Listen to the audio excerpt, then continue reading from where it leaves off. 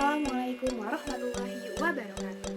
Halo semuanya, perkenalkan nama aku Mutiara Fajri dari kelompok 3 mata kuliah Tafsir Al-Qur'an Pendidikan Agama Islam Fakultas Ilmu Sosial Universitas Negeri Jakarta. Teman-teman gimana nih kabarnya? Semoga kita teman-teman berada dalam keadaan sehat selalu ya. Amin. Kali ini kita akan membahas materi tentang hubungan Islam dan Yahudi dalam Al-Quran. Nah, Yahudi sebagai yang kita ketahui disebutkan dalam Al-Quran. Yahudi sebenarnya apa sih? Yahudi adalah istilah yang merujuk kepada sebuah agama, etnisitas, atau suku bangsa. Sebagai agama, istilah ini merujuk pada umat yang beragama Yahudi. Lalu, apa sih sebenarnya hubungan agama Islam dan Yahudi? Apakah ada berantem atau bertentangan dalam suatu hal? Nah, video kali ini kita akan kupas tuntas hubungan antara Islam dan Yahudi dan akan dibantu oleh beberapa teman kakak ya. Ada Kak Amalia, ada Kak Naila, ada Kak Almira, dan ada Kak Paus guys. Oke teman-teman, kita masuk ke materi awal ya. Nah, hubungan Islam dan Yahudi pada awalnya itu belum berantem. Pada awalnya itu mereka masih damai. Islam pada awalnya memandang Yahudi dan Nasrani sebagai saudara yang dari asal yang sama.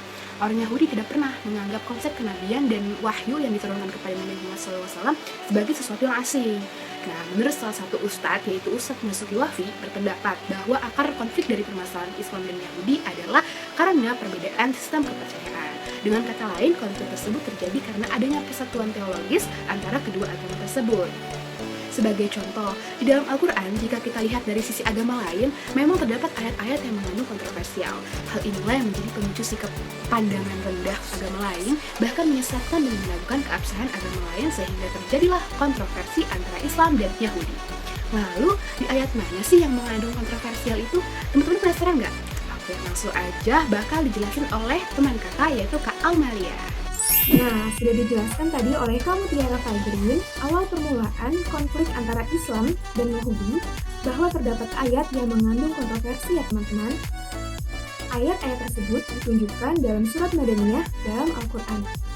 Sedangkan ayat-ayat yang diturunkan di Mekah tidak menunjukkan perdebatan yang besar antara Nabi dengan alul kitab, yaitu Nasrani dan Yahudi.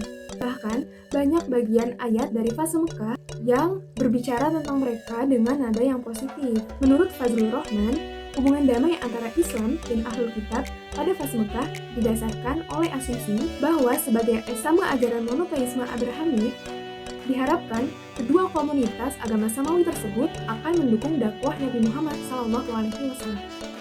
Lalu, mengapa surat-surat Madaniyah dikatakan sangat kontroversial terhadap orang-orang Yahudi? Karena ayat-ayat Madaniyah mengandung berbagai stigma negatif tentang Yahudi. Antara lain, Yahudi dianggap sebagai setan karena selalu mempengaruhi orang-orang munafik sebagai penentang Nabi untuk melakukan tindakan pertentangan untuk melawan Rasulullah, baik perlawanan diam-diam maupun terang-terangan kepada Nabi Muhammad SAW. Lalu, sifat-sifat negatif lainnya yang dikemukakan dalam ayat-ayat Al-Quran fase Madinah yang telah dianalisis oleh Daruza, antara lain sombong, rasis, iri, dengki, khianat, eksklusif, kekerasan, pengucilan, dan lain-lain. Nah, terlihat jelas bahwa dalam surat-surat Madaniyah terdapat ayat-ayat yang mengandung permusuhan terhadap Yahudi. Nah, jika dilihat dalam perspektif Islam, stigma Al-Quran terhadap Yahudi selama di Madinah merupakan kontrol umat Islam agar tidak mudah terprovokasi oleh propaganda Yahudi ya teman-teman. Nah, kita sudah melihat kandungan Al-Quran terhadap Yahudi. Selanjutnya, bagaimana dan apa aja sih faktor yang membuat Yahudi akhirnya mendatangi Mekah? Yuk disimak penjelasan selanjutnya dari Kak Naila Fathia Salsabila. Halo teman-teman, sekarang kalian bersama saya Kak Naila Fathia Salsabila. Seperti yang dijelaskan sebelumnya, orang-orang Yahudi berdatangan ke Jazirah Arab. Apa saja sih faktor-faktor yang membuat mereka berdatangan ke Mekah? Nah, jadi faktor-faktornya antara lain: pertama, bertambahnya jumlah mereka di Palestina sampai mencapai 4 juta jiwa. Yang kedua, tekanan yang dilancarkan atas mereka oleh otoritas Romawi pada abad ke-1. Dan yang ketiga, peruntuhan terhadap rumah ibadah mereka. Ketika itu, orang-orang Yahudi tinggal di beberapa daerah subur di sekitar Hijaz, seperti Yastrib, Yamamah, dan Aram. Bahkan ada beberapa pedagang Yahudi tinggal di Mekah dan sekitarnya untuk berniaga ke jasa pengkreditan dengan cara riba. Lalu, bagaimana hubungan mereka? Hubungan antara orang-orang Yahudi dan orang-orang Quraisy di Mekah. Nah, hubungan orang-orang Quraisy di Mekah dan Yahudi di Yastrib dan wilayah-wilayah lain sepanjang jalur Syam adalah hubungan yang baik loh. Orang-orang Quraisy memperlakukan orang Yahudi dengan hormat karena mereka dianggap sebagai pemilik pertama Alkitab. Orang-orang Yahudi juga menghormati Quraisy dan menganggap mereka sebagai pemimpin Arab. Interaksi antara bangsa Yahudi dengan orang-orang Arab jahiliyah dibuktikan dengan adanya puisi-puisi yang menyebutkan mereka. Selain itu, interaksi Yahudi Arab telah dikaitkan dengan khitan, ritual-ritual haji seperti halnya tawaf, istirahat di Arafah, dan melempar jumroh. Seperti itu ya teman-teman. Tadi kita sudah berbicara tentang Yahudi di Mekah dan hubungannya dengan orang-orang Mekah. Selanjutnya, bagaimana hubungan orang-orang Yahudi di Madinah? Penjelasan kali ini akan dijelaskan oleh Kak Fauzari. Hai semuanya, bertemu dengan saya Kak Zorif akan menjelaskan bagaimana Yahudi di Madinah beserta hubungannya dengan orang Madinah. Nah, ternyata teman-teman, karakter orang Yahudi di Madinah memiliki banyak kesamaan loh dengan karakter orang Arab. Orang-orang Yahudi di Zahiliyah tidak terlalu peduli dengan identitas Yahudi mereka. Banyak nama suku Hijaz, keluarga, dan Yahudi sudah ditulis dalam bahasa Arab. Puisi karya-karya mereka sangat bernuansa Arab. Bahkan kehidupan politik dan sosial pun sangat terpengaruh budaya Arab. Jadi secara umum mereka sama dengan orang Arab, hanya agamanya saja yang berbeda. Lalu hal lain yang membedakan mereka dari orang Arab, khususnya Madinah, adalah karakter politik mereka.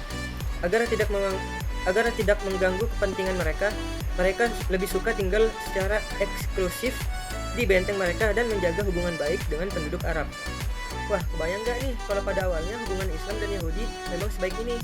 Terus, kenapa ya Kak Yahudi terkenal sebagai musuhnya orang Islam? Terus, permasalahannya apa sih Kak?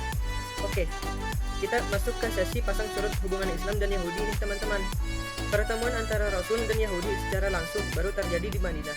Permusuhan Yahudi terhadap Nabi dan Islam karena mereka melihat penyebaran dakwah Islam dan penguatan posisi Muhammad di Madinah. Penguatan Islam dipandang sebagai ancaman bagi eksistensi mereka, baik secara politik maupun ekonomi. Padahal bisnis ribuan yang mereka jalankan telah memberikan banyak manfaat. Nah, dari sini terlihat kan teman-teman bahwa hubungan Islam dan Yahudi memang baik dalam urusan keagamaan. Akan tetapi, kerukunan itu diruntuhkan ketika kaum Yahudi ingin mendominasi kekuatan ekonomi dan politik. Karena mereka tidak senang dengan umat Islam yang memegang peran penting dalam kehidupan masyarakat.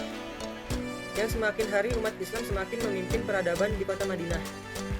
Setelah itu, muncul asumsi bahwa ketika banyak penduduk Madinah mulai berbondong-bondong masuk Islam dan bahkan berdakwah untuk masuk Islam, pada saat itu mereka mulai khawatir dengan hilangnya tradisi dan agama Yahudi akibat pemberitaan Islam yang terus-menerus, terutama keyakinan bahwa tidak ada nabi kecuali Bani Israel.